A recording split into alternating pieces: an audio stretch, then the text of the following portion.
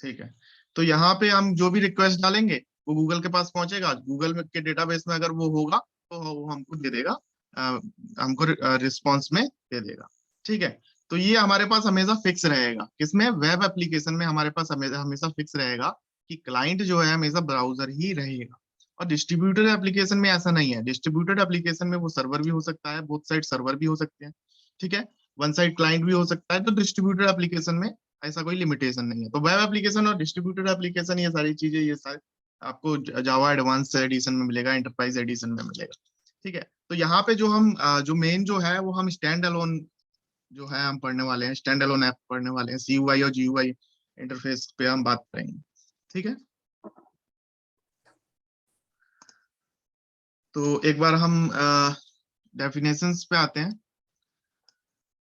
कि application executes, stand alone application की बात करते हैं। ठीक है, तो application executes on a single system or the application provides services where it is installed।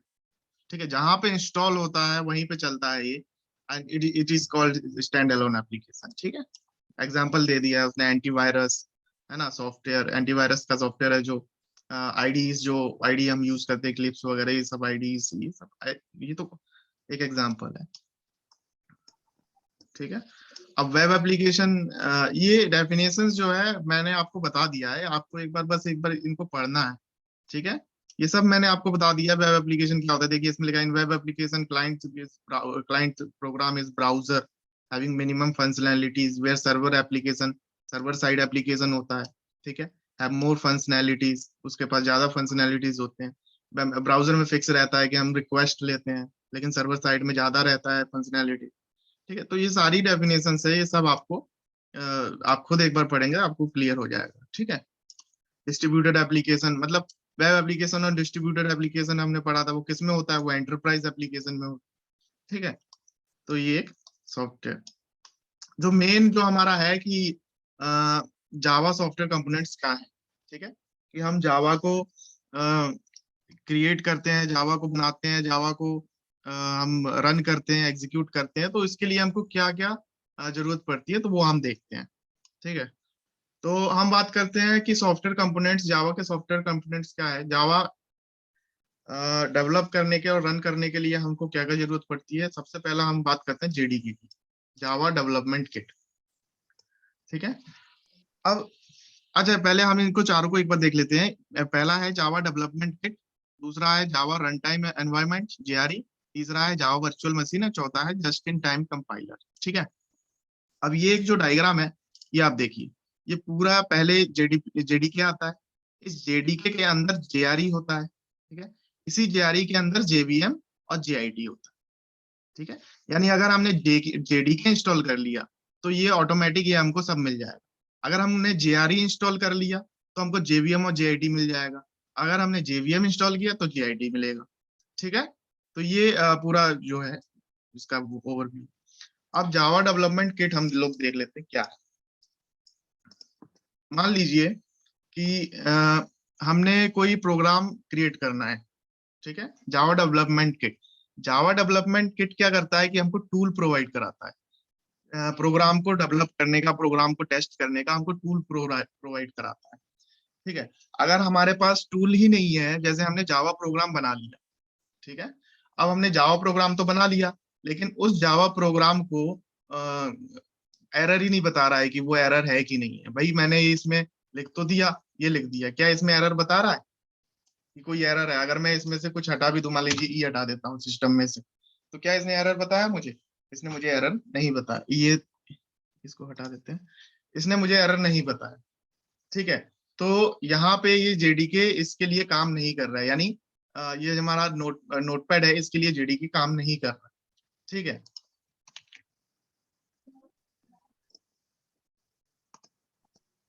तो जेडीके का मेन पर्पस क्या है कि जावा कोड को एक डेवलपमेंट टूल प्रोवाइड करना। अब वो डेवलपमेंट टूल्स क्या होते हैं, जैसे कंपाइलर हो, ठीक है, कंपाइलर क्या करता है, कंपाइलर अगर हम कोई जावा प्रोग्राम बनाते हैं किसी आईडी में, तो कंपाइलर क्या काम करता है? कोई मुझे बताएगा कंपाइलर क्या काम करता है?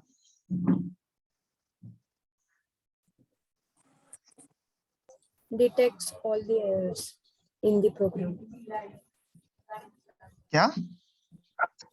The compiler detects the whole program and shows the error.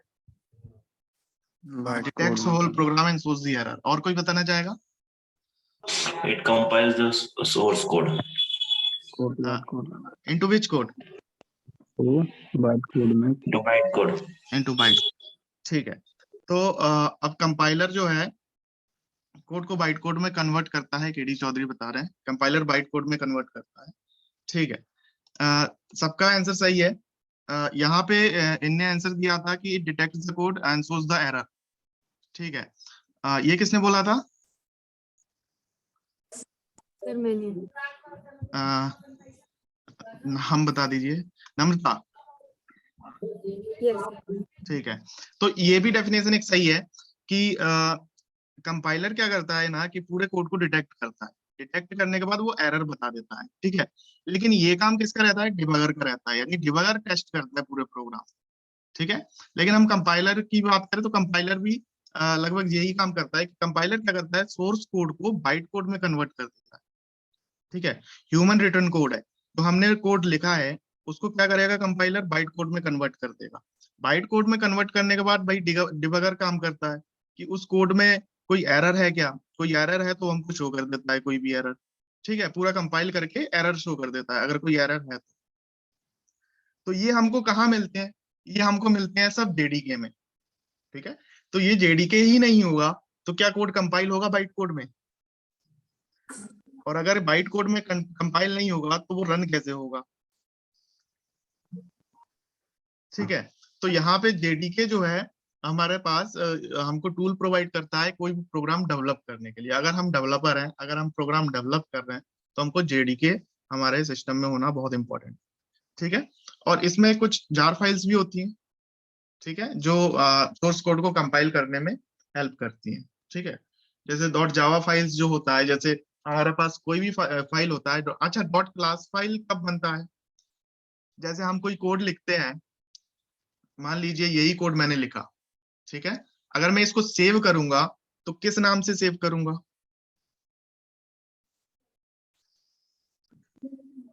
Dot जावा.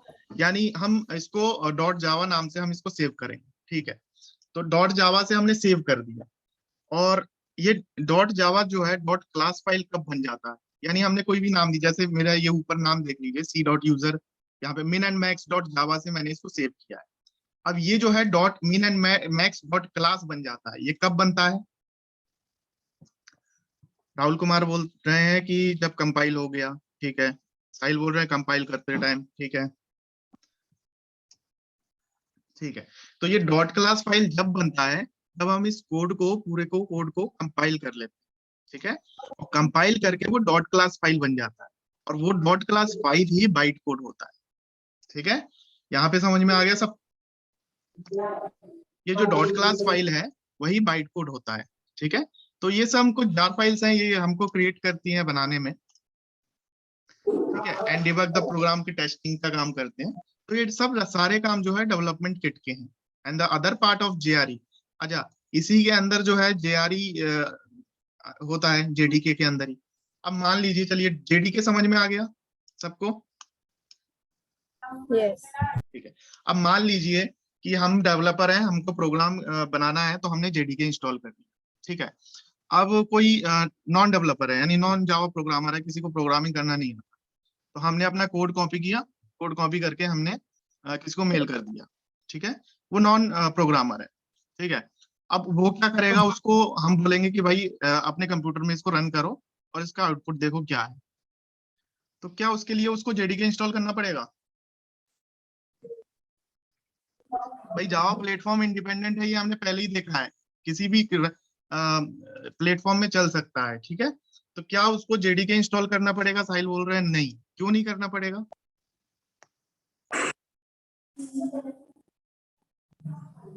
हाँ सर.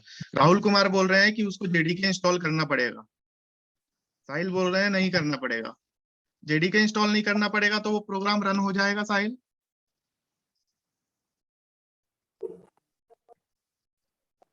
सर अगर वो सॉफ्टवेयर यूज नहीं करता है सर, वो जेआरई के थ्रू करता है तो रन टाइम एनवायरनमेंट से कर सकता है ना. जेआरई सॉफ्टवेयर भी तो होता है सर अलग से. वही सेम। जेडीके जेआरई दो होते हैं सर सॉफ्टवेयर। ठीक है, वेरी गुड। और कोई किसी को अगर प्रोग्राम को रन करना है तो उसको जेडीके की जरूरत पड़ेगी कि नहीं पड़ेगी? कौन प्रोग्रामर है?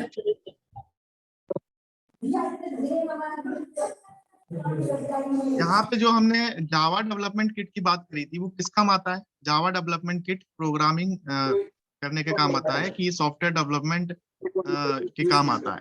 लेकिन अगर जो नॉन डेवलपर है, ठीक है, जो नॉन डेवलपर है, जो नॉन डेवलपर है उसको, उसके लिए जेडीके की जरूरत नहीं पड़ेगी कि उसको डेवलप थोड़ी करना है भाई। कोड को डेवलप करके हमने उसको दे दिया, अब उसको थोड़ी उस कोड में कोई चेंजेस करने हैं, उसको क्या करना है, सिर्फ रन करना है। तो रन के लिए क्या होता है, रन के लिए सिर्फ जावा रन टाइम एनवायरनमेंट अगर वो इंस्टॉल कर लेगा तो वो कोड को रन कर पाएगा। ठीक है, क्योंकि जावा रन टाइम एनवायरनमेंट में उसको मशीन जेवीएम मिल जाएगा और जेआईडी मिल जाएगा। तो सिर्फ उसको अगर रन करना है, सिर्फ उसको रन करना है तो जेआरई जो है उसको इंस्टॉल करना पड़ेगा और वो रन कर लेगा, यानी जेडीके इंस्टॉल करने की उसको जरूरत नहीं है। ठीक है, अब जेडीके इसलिए इंस्टॉल किया जाता है कि उसमें सब कुछ मिल जाता है, इसलिए जेडीके इंस्टॉल करते हैं। लेकिन जिसको सिर्फ रन करना है कोड को, वो जेआरई इंस्टॉल कर सकता है। भाई जिसको जावा नहीं सीखना वो जेडीके इंस्टॉल क्यों करे, है ना? तो वो जेआरई इंस्टॉल कर लेता है। अब जेआरई में क्या होता है, जेवीएम होता है ना, जेआईटी होता है, अदर और भी लाइब्रेरीज।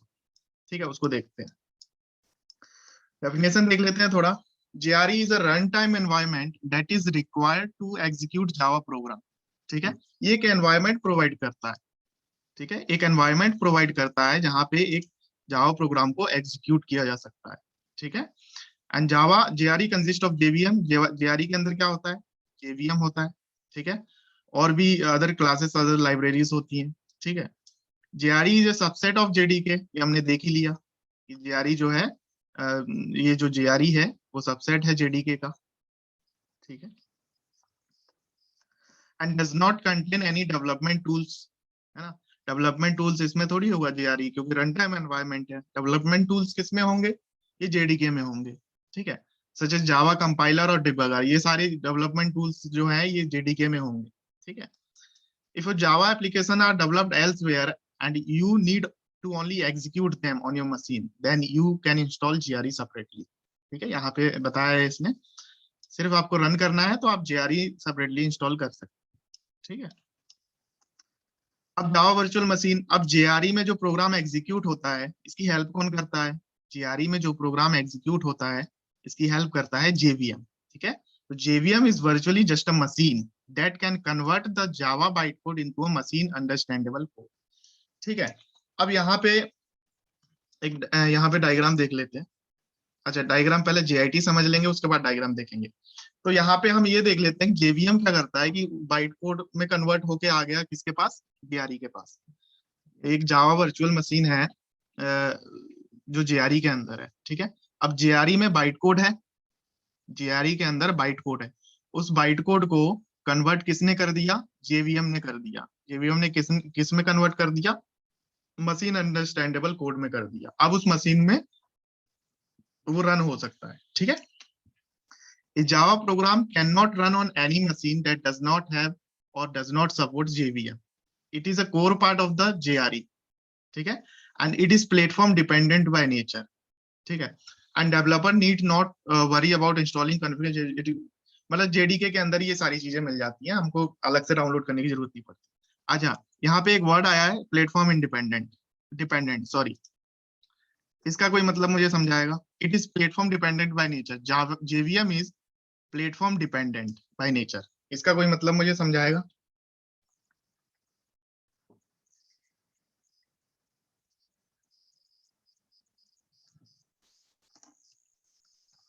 कोई भी? प्लेटफॉर्म से क्या मतलब है, पहले ये बताइए, प्लेटफॉर्म से यहाँ पे क्या मतलब है? Operating system. Operating system. ठीक है, यहाँ पे प्लेटफॉर्म से मतलब है ऑपरेटिंग सिस्टम। तो जावा जो है वो प्लेटफॉर्म डिपेंडेंट है कि प्लेटफॉर्म इंडिपेंडेंट है? जावा की बात कर रहे हैं। Platform जावा dependent. इंडिपेंडेंट। जावा जो है प्लेटफॉर्म इंडिपेंडेंट है, लेकिन जेवीएम जो है प्लेटफॉर्म डिपेंडेंट है। यानी अगर हमको जावा कोड को रन करना है किसी भी मशीन में, तो वो जावा कोड तो किसी भी ऑपरेटिंग सिस्टम में रन हो जाएगा, लेकिन उस जावा कोड को रन करने के लिए किसकी जरूरत पड़ेगी? जेवीएम की। जेवीएम की जरूरत इसलिए पड़ेगी क्योंकि जेवीएम क्या करता है, उस बाइट कोड को मशीन कोड में कन्वर्ट करता है। ठीक है, तो किसी भी मशीन कोड में कन्वर्ट करने के लिए जेवीएम की जरूरत पड़ेगी। तो जेवीएम को तो सारे अपना म्यूट कर लेंगे आंसर देने के बाद, है ना, थोड़ा डिस्टरबेंस हो रहा है। जेवीएम की जरूरत इसलिए पड़ेगी क्योंकि उसको मशीन कोड में कन्वर्ट करना है कोड को। ठीक है, क्योंकि हम जो कोड जावा जो कोड आता है वो class file dot class file में आता है। डॉट क्लास फाइल क्या है? डॉट क्लास फाइल है बाइट कोड। तो बाइट कोड में आता है, लेकिन बाइट कोड तो रन नहीं होता है कंप्यूटर में या सिस्टम में। तो बाइट कोड को मशीन कोड में कौन करता है? जेवीएम। इसके लिए हमको जेवीएम सारे हमारे पास ऑपरेटिंग सिस्टम में इंस्टॉल होना जरूरी है, इसीलिए उसको प्लेटफॉर्म डिपेंडेंट बोलते हैं। ठीक है, अब जस्ट इन टाइम कंपाइलर क्या करता है? ठीक है, जावा बाइट कोड को मशीन कोड में जेवीएम ने कन्वर्ट कर दिया। तो जस्ट इन टाइम का क्या इसका यूज हो रहा, क्या इसका मकसद है?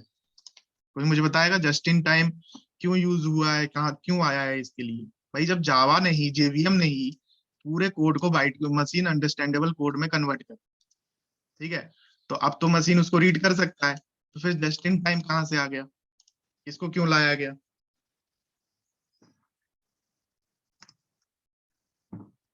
जस्ट इन टाइम को क्यों लाया गया?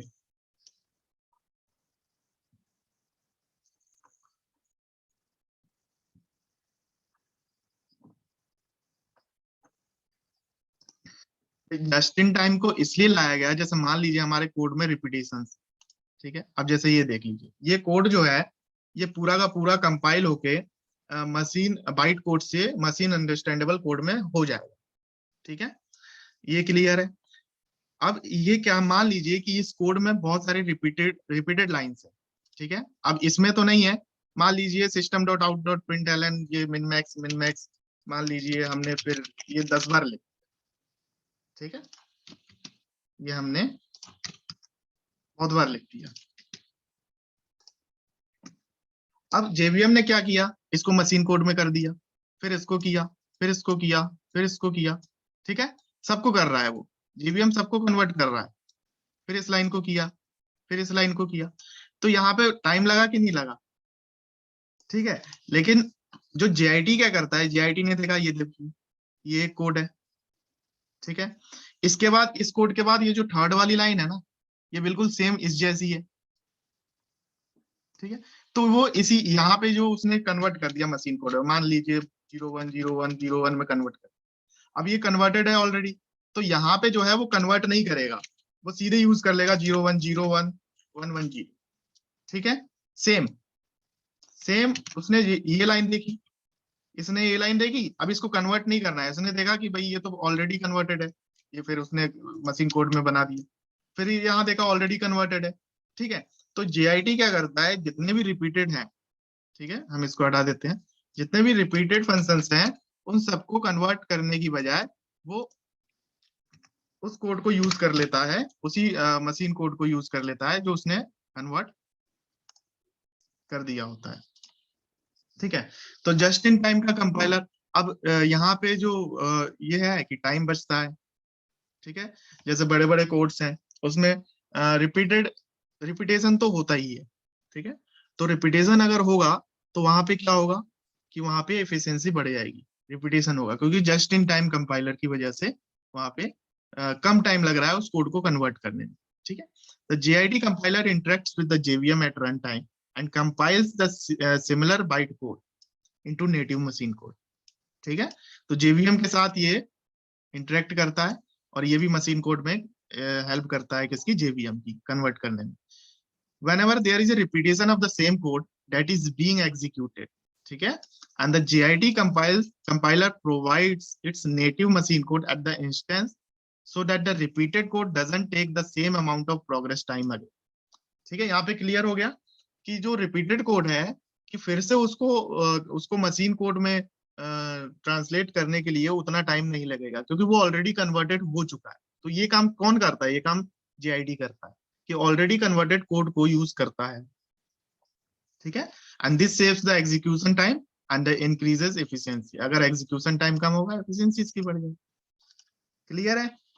तो यहाँ पे ये जो है, एक हम ये देख लेते हैं, डायग्राम से समझ लेते हैं कि ये जो जावा है, जावा सोर्स कोड है।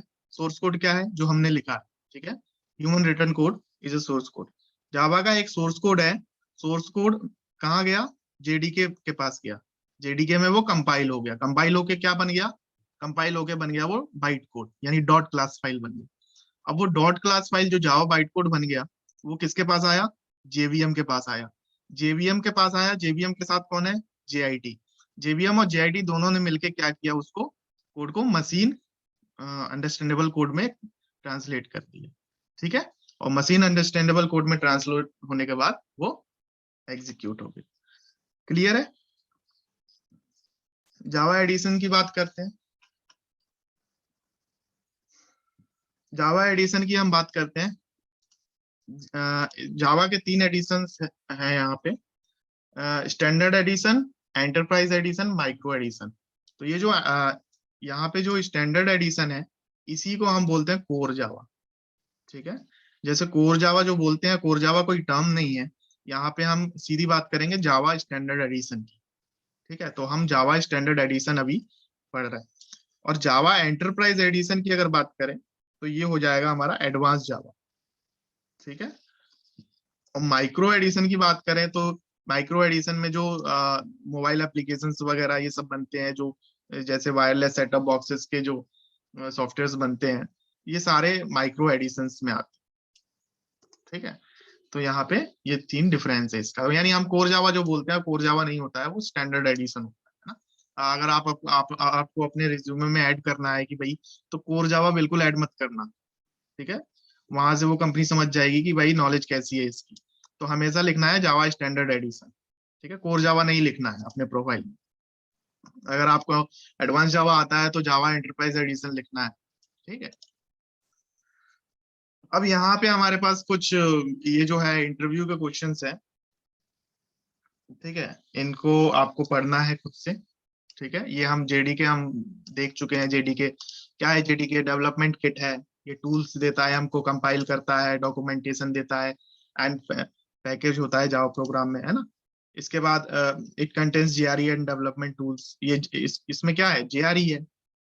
इसके अंदर क्या है? जेआरई है। और जेआरई के अंदर क्या है? जेवीएम है, ठीक है। JRE stands for Java run time environment.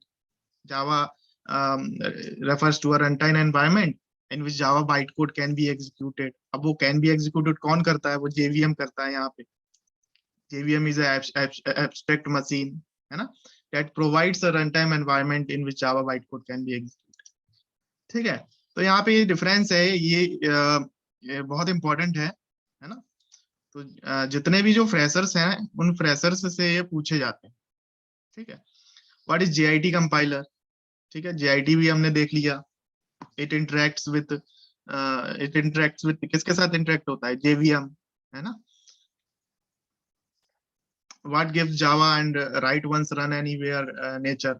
जावा, अब ये जावा को राइट वंस यानी एक बार लिखते हैं कहीं भी हम रन कर सकते हैं। ये नेचर कौन देता है? बाइट कोड देता है।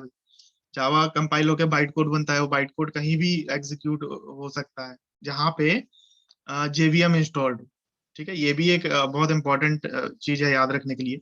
जहाँ पे JVM इंस्टॉल्ड हो वहां पे जावा बाइट कोड रन होगा, ठीक है। लेकिन जावा प्रोग्राम जो है वो कहीं भी प्लेटफॉर्म इंडिपेंडेंट है, तो कहीं भी रन हो सकता है, ठीक है। तो वो बाइट कोड इसको जो कौन देता है इसको? नेचर बाइट कोड देता है। बाइट कोड की वजह से ही वो राइट वंस रन एनीवेयर का कॉन्सेप्ट आता है। Is empty.java file name a valid source file name? अब empty.java फाइल नेम, अब ये सेव करना तो मैंने आपको बताया नहीं, लेकिन फिर भी आप देख लीजिए कि ये जैसे min and max डॉट जावा करके सेव किया है, ठीक है। तो अगर मैं इसको सेव एज करूं, सेव एज करता हूं, अगर मैं इसको कुछ किसी भी नाम से सेव नहीं करूंगा तो ये डॉट जावा से सेव हो जाएगा, ठीक है। तो ये किससे सेव हो गया? ये देखिए, ये डॉट जावा यानी एम्प्टी डॉट जावा हो गया। मतलब कुछ कोई भी इसका फाइल नेम हमने नहीं दिया, तो डॉट जावा से हमने इसको सेव कर दिया। अच्छा, इसको कहाँ पे सेव हुआ है ये हम देख लेते हैं, सेव एज करके फिर से।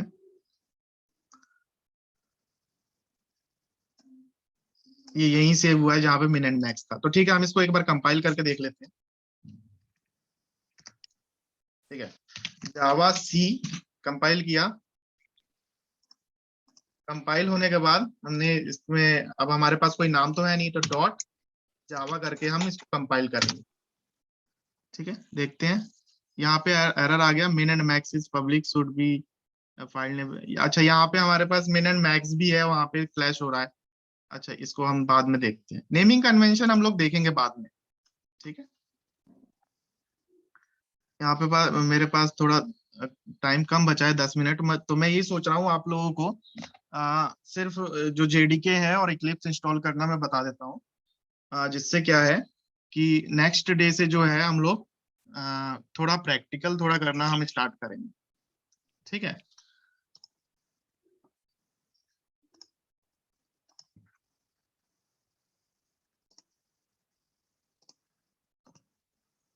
तो ये हमारा कॉन्सेप्ट, ये पूरा सेकंड यूनिट जो है वो पूरा खत्म हो गया। मैंने नोट्स दे दिए हैं सेकंड यूनिट के, व्हाट्सएप ग्रुप में ही प्रोवाइड करा दिया है। ठीक है, जिसको नहीं मिला है वो मैसेज कर देंगे, मैं दोबारा फिर से उसको सेंड कर दूंगा। ठीक है, कोर जावा डॉक्यूमेंट ये जो है, ये मेरे पास पूरी एक फाइल है 424, यानी 424 पेज है ना। ये मैं पूरी आपको नहीं दूंगा, जैसे जैसे हमारे यूनिट्स होते जाएंगे वैसे वैसे मैं आपको प्रोवाइड कराते जाऊंगा। ठीक है, अभी पूरी मैं आपको नहीं प्रोवाइड कराऊंगा। ठीक, तो first step toward Java programming, हम पहले जावा प्रोग्रामिंग इंस्टॉल करते हैं। तो जावा प्रोग्राम को हमको इंस्टॉल करने के लिए सबसे पहले कंप्यूटर में हमको क्या चाहिए भाई, जावा। हमको जावा प्रोग्राम, अगर हम प्रोग्रामर हैं तो हमको कंप्यूटर में सबसे पहले क्या चाहिए, हमको सबसे पहले हमको जेडीके चाहिए ना, जावा डेवलपमेंट किट चाहिए भाई। उसके बाद ही तो हम प्रोग्राम क्रिएट करेंगे। उससे पहले अगर क्रिएट करेंगे तो हमको तो पता ही नहीं चलेगा कि कोड में एरर है कि क्या है। तो हमको सबसे पहले जेडीके चाहिए। ठीक है, तो जेडीके के लिए हम क्या करेंगे ना, हम गूगल खोलेंगे और गूगल में लिखेंगे जेडीके।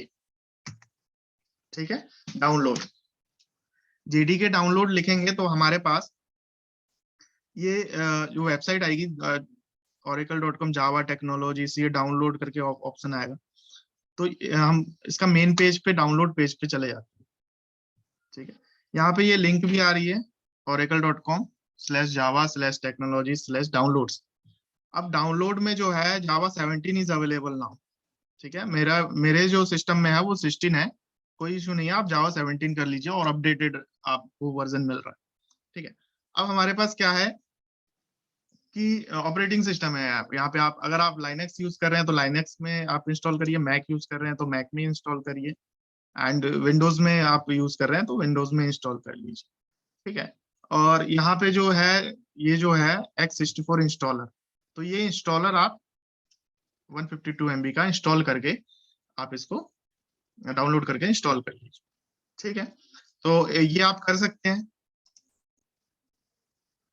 मुझे रिस्पॉन्स चाहिए सबका। यहाँ पे अगर हम क्लिक करेंगे इस लिंक पे तो नीचे डाउनलोड हो जाएगा, ये डाउनलोड होने लगा, 152 MB का ये डाउनलोड हो रहा है। तो ये आप लोग इंस्टॉल कर सकते हैं। मुझे रिप्लाई चाहिए सबका। नरेश परमार बोल रहे हैं हाँ, यस। नमता बोल रही है Yes, यस। yes, yes. हाँ, काफी लोगों ने तो कर भी लिया होगा, लेकिन ये मेरे में इंस्टॉल हो गया, चलिए ठीक है, कोई बात नहीं। तो काफी लोगों ने ऑलरेडी इंस्टॉल, साहिल ने इंस्टॉल कर लिया, काफी लोगों ने इंस्टॉल किया होगा। जिनने इंस्टॉल नहीं किया है मैं उनसे रिप्लाई चाहता हूँ, क्या वो इंस्टॉल कर सकते हैं, डाउनलोड करके जेडीके इंस्टॉल कर सकते हैं, या मुझे अलग से एक बैच लेना पड़ेगा? भाई हम अपना टाइम बचाते हैं थोड़ा, ये जो बेसिक चीजें हैं, कंप्यूटर रन करना तो आना ही चाहिए, तभी आप जावा सीख पाएंगे। ठीक है भाई, हमको डाउनलोड करना आना चाहिए, इंटरनेट यूज करना आना चाहिए, कंप्यूटर चलाना आना चाहिए, तो तभी तो हम जावा सीख पाएंगे। ऑलरेडी इंस्टॉल्ड, ठीक है, बिल्कुल सर कर सकते हैं, ठीक है, वेरी गुड। अब ये हमको जावा हमने डाउनलोड करके इंस्टॉल कर लिया। ठीक है, बात खत्म हो गई। जावा डाउनलोड करके हमने इंस्टॉल कर लिया, तो यहाँ हमारे पास जेडीके वाली बात खत्म हो गई। इसी जेडीके में हमको जेआरई मिल गया, जेवीएम मिल गया, जेआईटी मिल गया, सब कुछ मिल गया। ठीक है, और कुछ नहीं करना। इसके बाद हमको फिर वापस गूगल पे जाना है। ठीक है, अब हम इसमें सर्च करेंगे क्या, अब हम इसमें सर्च करेंगे इक्लिप्स।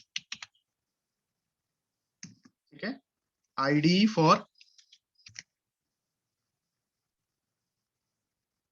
जावा डबल डेवलपर्स। हम जावा ई डेवलपर्स के लिए आईडी करेंगे, ठीक है।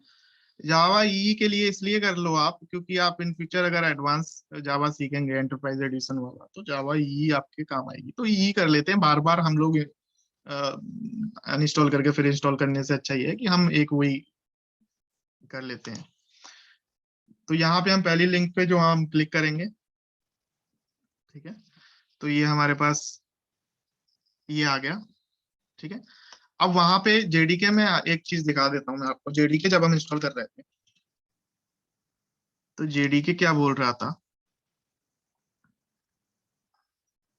जेडीके हमसे पूछ रहा था भाई लाइनेक्स में करना है, मैक में करना है कि विंडोज में करना है। ये हमसे नहीं पूछेगा, ठीक है। ये हमसे ये यहाँ पे पूछ रहा है, विंडोज में करना है, मैक में करना है कि लाइनेक्स में करना है। लेकिन अगर आप यहाँ पे देखिए, यहाँ पे अगर आप क्लिक करते हैं तो ये ऑटोमेटिक आपके सिस्टम को गेट कर लेगा कि आपका सिस्टम क्या है। इंटेलिजे आईडी कैसा रहेगा, एडिटर प्रमोद कह रहे हैं कि इंटेलिजे आईडी भी एक आईडी है ना, आप इंटेलिजे आईडी यूज कर सकते हैं, कोई इशू नहीं है, ठीक है, कोई इशू नहीं है। इक्लिप्स आईडी मैं इसलिए आपको बता रहा हूँ कि जितने भी जो कंपनीज हैं, जो बड़ी बड़ी कंपनीज है, वो सब इक्लिप्स आईडी यूज करते हैं। तो हम इक्लिप्स आईडी को हमको समझना भी हमको आना चाहिए कि भाई इक्लिप्स आईडी में कैसे काम करते हैं, है ना। नहीं तो हम किसी कंपनी में जाएंगे तो इक्लिप्स आईडी में वो काम कराएंगे हमसे, तो फिर हम कैसे काम कर पाएंगे, हमको पहले इक्लिप्स आईडी समझना पड़ेगा। तो इसलिए हमारे पास एक एक्सपीरियंस होना चाहिए इक्लिप्स आईडी का, ठीक है। इसलिए मैं इक्लिप्स आईडी से प्रोग्राम, बाकी इंटेलिजे आईडी से भी कर सकते हैं, इंटेलिजे आईडी में कोई इशू नहीं, ठीक है। यहाँ पे डाउनलोड पे क्लिक करेंगे, चाहे आप यहाँ पे कर लीजिए चाहे यहाँ पे कर लीजिए, और यहाँ पे डाउनलोड पे क्लिक करनी है, ठीक है। अगर आपका कंप्यूटर 32 बिट है, आप यहाँ से 32 बिट कर सकते हैं। आपका लाइनेक्स 32 बिट है, 32 बिट पे कर सकते हैं। तो ये भी डाउनलोड करके इंस्टॉल कर लेंगे सब लोग, सब कर सकते हैं डाउनलोड करके इंस्टॉल, Yes, yes, sir. ठीक है। तो Yes. यहाँ पे ये दोनों चीजें डाउनलोड करके आप इंस्टॉल करके रेडी रखिए, ठीक है। कल जो बैच मैं लूंगा उसमें हम इसकी सेटिंग देखेंगे और जो फर्स्ट प्रोग्राम है उसका बेसिक स्ट्रक्चर देखेंगे, ठीक है। अब यहाँ पे हमारा सिस्टम, एक और चीज बता देता हूँ, 32 बिट है कि 64 बिट है, ये कैसे पता चलेगा, ये पता चल जाएगा सबको, ये भी मैं बता देता हूँ, ठीक है। ये मैं बता देता हूँ आपको कि जावा 32, ये सिस्टम जो है हमारा 32 बिट है कि 64 बिट। तो जैसे हमारे पास ये दिस पीसी है ना, जैसे मान लीजिए हमने ये दिस पीसी खोला जैसे भी, ठीक है। अब ये जो हमारा पीसी है, इस पीसी की हम प्रॉपर्टीज में जाएंगे, ठीक है। इस पीसी की प्रॉपर्टीज में जाएंगे तो यहाँ पे देखिए सिस्टम टाइप लिखा हुआ है, अबाउट जो है सिस्टम टाइप क्या लिखा हुआ है, 64 बिट ऑपरेटिंग सिस्टम। जिसका 32 बिट होगा वो उसका लिखा रहेगा 32 बिट ऑपरेटिंग सिस्टम, ठीक है। तो जिसका भी 32 बिट ऑपरेटिंग सिस्टम होगा वो 32 बिट का सॉफ्टवेयर इंस्टॉल करेगा, ये वाला विंडोज 32 बिट, ठीक है। तो ये हमारे पास 32 बिट का सॉफ्टवेयर इंस्टॉल करेगा जिसके पास 32 बिट होगा। और जिसके पास 64 बिट होगा वो पहले आप अपने अबाउट में प्रॉपर्टीज में जाके आप इसको चेक कर लीजिएगा कि आपके पास 32 बिट है कि 64 बिट है। कोई क्वेश्चन है किसी को? No, sir. ठीक है, No, sir. ठीक है। तो यहाँ पे जो हमारा मेन जो थ्योरेटिकल पार्ट था, जो एक बोल सकते हैं कि जो फ्रेशर्स के लिए था, है ना, ज्यादातर फ्रेशर्स इन थ्योरेटिकल पार्ट जो है फर्स्ट यूनिट और सेकंड यूनिट पे फोकस करेंगे, ठीक है, क्योंकि इनसे भी क्वेश्चंस पूछे जाते हैं। इसके बाद जो हमारे कॉन्सेप्ट्स आएंगे वो हमारे पास मेन कॉन्सेप्ट्स आएंगे, ठीक है, जैसे डेटा टाइप्स, डेटा वेरिएबल्स, ये सारी चीजें जो है मेन कॉन्सेप्ट पे आएंगे हम।